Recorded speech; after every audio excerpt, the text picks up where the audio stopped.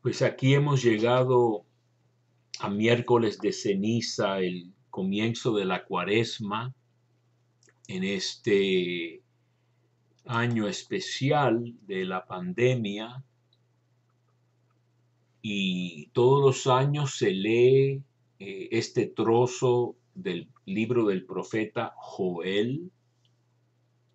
Es la costumbre en cuaresma. Y yo quisiera hablar un poquito de la situación del profeta Joel, muy interesante, ¿eh? Porque es muy apropiada para el tiempo que estamos viviendo. Sin estudiar la Biblia, pues ni idea de lo que quiere decir el profeta este Joel, ¿verdad? Obviamente que es una exhortación a la conversión, a volver, que es lo que quiere decir conversión en hebreo, comenzando con el idioma del Antiguo Testamento, retornar, volver a Yahvé. También se habla de que Dios volverá a nosotros cuando nos volvamos a Él, nos convirtamos, ¿verdad? Con ayunos, con lágrimas y llanto. Por eso yo creo que se ha escogido esta lectura. Hoy es un día de ayuno, etcétera.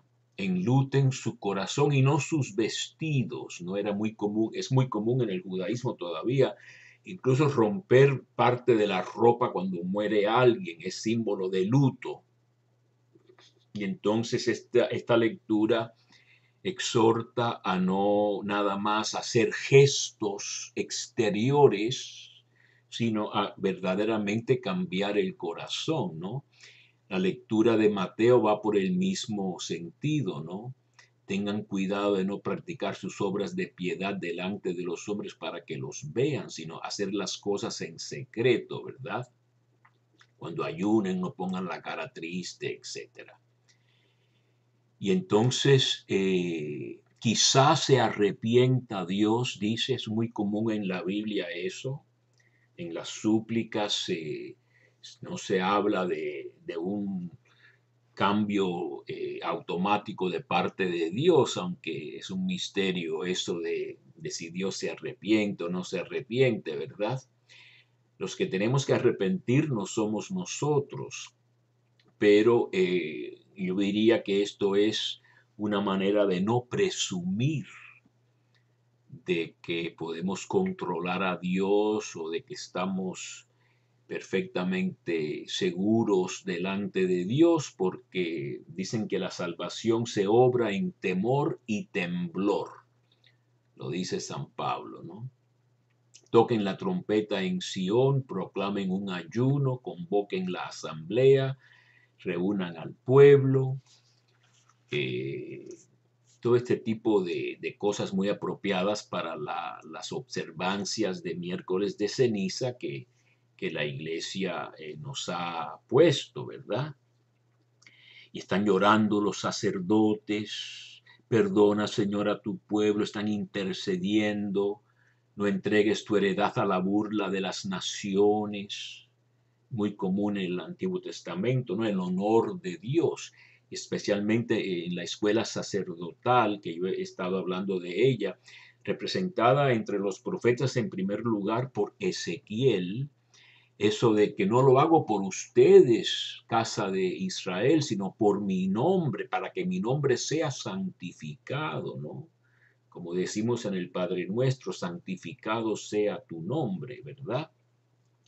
Quiere decir que el honor de Dios, y yo diría la alteridad de Dios, Dios como el otro, el santo es el separado, el otro, pues requiere que tengamos un gran acatamiento ante Él, un gran respeto, una gran reverencia, ¿verdad? Y entonces termina la lectura en un punto muy, muy positivo, que Dios se llenó de celo por su tierra, dice que interesante, es por su tierra, y tuvo piedad de su pueblo. Así que incluso tiene un desenlace positivo. Pero yo quería hablar del libro del profeta Joel y de qué se trata. Si tienen una buena Biblia, que yo exhorto a todos a tener una buena Biblia. Yo tengo muchas Biblias, muchas buenas Biblias y muchas otras Biblias también para comparar, etcétera. Pues la Biblia de Jerusalén, por ejemplo, nos dice que se trata de una plaga, en este caso una plaga de langosta.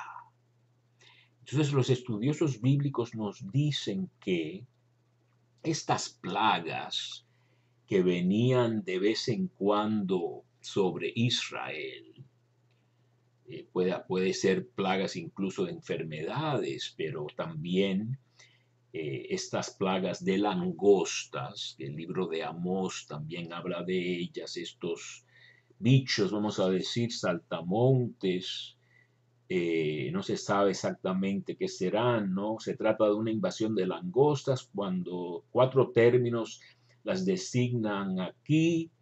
El más usado es langosta, destructor, hay otros términos también,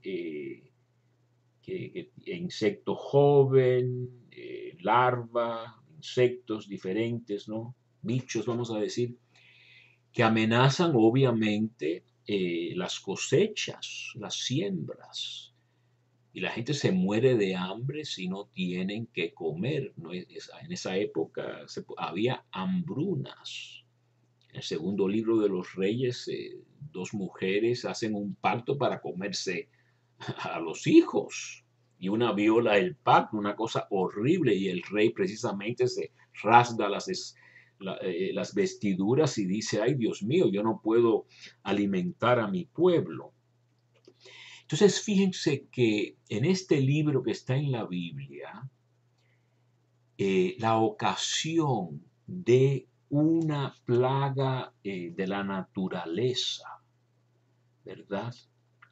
De un fenómeno de la naturaleza, se vuelve en tema teológico, se vuelve ocasión para reflexionar sobre todo lo que es el pecado y las malas acciones del hombre. Y tiene una frase aquí muy interesante. No es la única vez que dicen toquen el cuerno en Sión, sino en el capítulo 2 al principio toquen el cuerno en Sión, tiemblan todos los habitantes del país, porque llega el día de Yahvé, porque ya está cerca o ya llegó. Día de tinieblas y oscuridad. Esto nos recuerda al profeta Sofonías, que tiene ese poema que después se vuelve el Dies Irae, que se usaba en el medievo para las misas fúnebres, para la muerte. Entonces el sentido religioso, el espíritu religioso, lee las cosas naturales y las enfermedades como ocasiones para convertirnos, porque se ve claramente nuestra dependencia y nuestro pecado también. Dice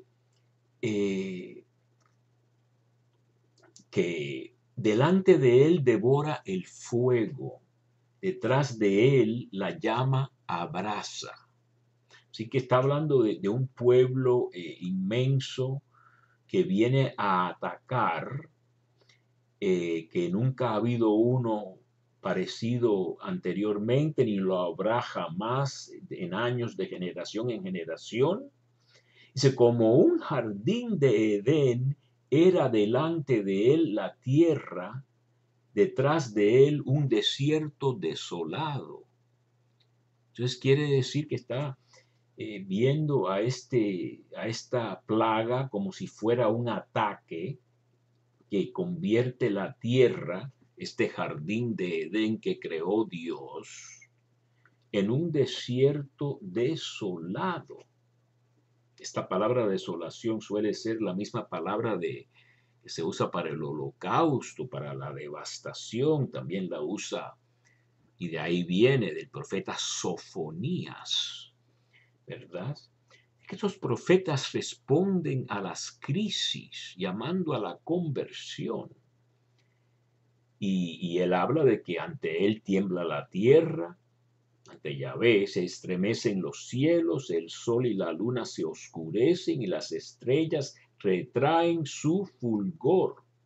Ya da Yahvé la voz delante de su ejército, porque sus batallones son inmensos, porque es fuerte el ejecutor de su palabra, porque es grande el día de Yahvé y muy terrible. ¿Quién lo soportará? Y es después de este verso que viene la lectura que se lee en la misa, pero si fuéramos a consultar nuestras Biblias y leer el contexto más amplio de dónde ha sido sacada este pasaje, pues entonces veríamos que se trata de una perspectiva mucho más amplia. Se llama escatológica, quiere decir del final de los tiempos. No para tomarlo del final de los tiempos literalmente. Cada día puede ser tu último día. Cada día puede ser tu final de los tiempos. Cada día es la ocasión de convertirse. Si escuchan hoy su voz, no endurezcan el corazón. Lo leí yo en la oracióncita que hago de laudes, ¿no? El Salmo 51, que supuestamente lo escribió David cuando pecó con Betsabé. Entonces yo diría que, y lo he venido diciendo, que hay que leer los acontecimientos como llamados a la conversión. Y la conversión tiene que ser total. No se puede nada más escoger un tema, incluso el aborto, ¿verdad? O escoger una manera religiosa de ser, una misa en latín, vamos a decir. Cualquier otra cosa, o nada más el humanismo sin fe, tampoco eso es lo que quiere Dios. Dios quiere una conversión total.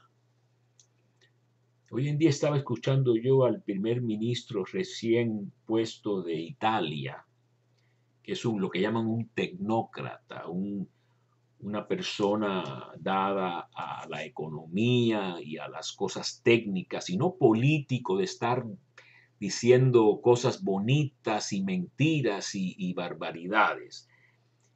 Mario Draghi, y presentó un programa comprensivo. Habló incluso del Papa, del cuidado del planeta.